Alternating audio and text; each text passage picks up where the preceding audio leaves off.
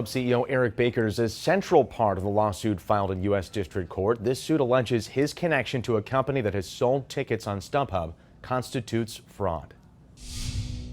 Ticketing giant StubHub may soon be seated in court. Juries do not like to hear when businesses are deceiving consumers, particularly services that most people in America use when they want to go see a concert or a sporting event. StubHub calls itself the leading marketplace for fans to buy and sell tickets. The class action lawsuit filed by a buyer in a New York federal court alleges the company and CEO Eric Baker fraudulently concealed its business model and violated New York's consumer protection laws.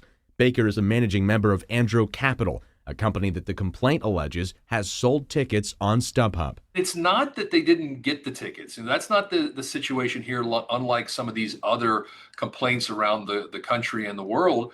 This is saying, hey, look, I got the tickets, but had I known that you were essentially buying them from mass ticket scalpers, I wouldn't have purchased them from StubHub. The suit says the customer, quote, would not have purchased at the prices paid or at all had the plaintiff known the defendant StubHub CEO held a financial interest in and StubHub itself helped finance the professional resale operations supplying much of the platform's inventory. The suit references SEC filings showing StubHub paid fees and received fees from Andro for ticket sales, at times owing Andro millions in ticket proceeds while agreeing to cover some of Andro's ticket management costs. The lawsuit claims it's a conflict of interest that was not disclosed to customers. The amount of the claim is not really the big issue here. It is ultimately going to be, did you cause some fraudulent statements to be made? And that's ultimately what it's going to fall on. The plaintiff is asking for damages in excess of $5 million and wants StubHub to tell customers about dealings connected to its CEO. If a court says, look, you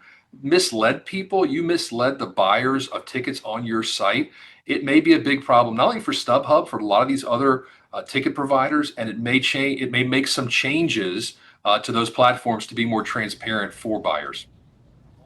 StubHub has not yet responded to the lawsuit filed in federal court. In a statement to 11 News Investigates, the StubHub representative said the company cannot comment on potential or ongoing litigation. In the newsroom, Marshall Keeley, WBAL-TV 11 News Investigates.